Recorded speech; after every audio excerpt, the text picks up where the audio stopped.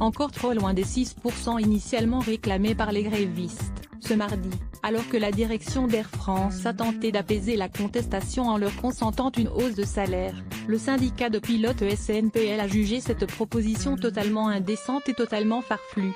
Le projet d'accord, soumis à signature vendredi midi, prévoit en effet une augmentation de 2% immédiatement, puis tout de même de 5% sur 3 ans, tandis que les employés espéraient une hausse immédiate de 6% au 8e jour de grève. 70% des vols de la journée devraient par ailleurs être assurés, 55% des longs courriers et 80% des moyens. Il n'est pas possible de faire semblant de croire que les augmentations futures de 2019, 2020, 2021 vont remplacer l'inflation passée, a prévenu Philippe Evin, président du syndicat de pilotes SNPL Air France. Les syndicats souhaitent un rattrapage parce qu'on a été bloqué pendant 6 ans, et le président de s'agacer, c'est du trompe-l'œil, inacceptable.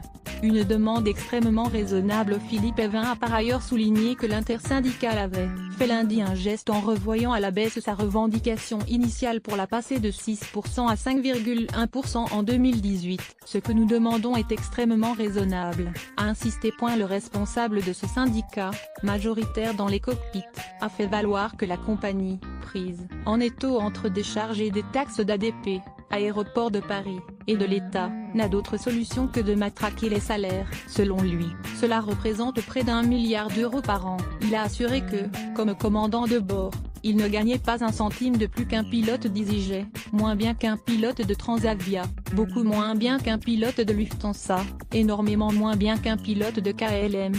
Lire aussi plus grand que Air France, ce que gagnent les salariés qui font grève. L'intersyndicale de pilotes, SNPL, SPAF, haleteurs, d'hôtesses et stewards, SNPNC, UNSA-PNC, CFTC, SNJIF, aide personnel au sol, CGT, Forêt Sud, appelle à faire grève également mercredi ainsi que les 23 et 24 avril.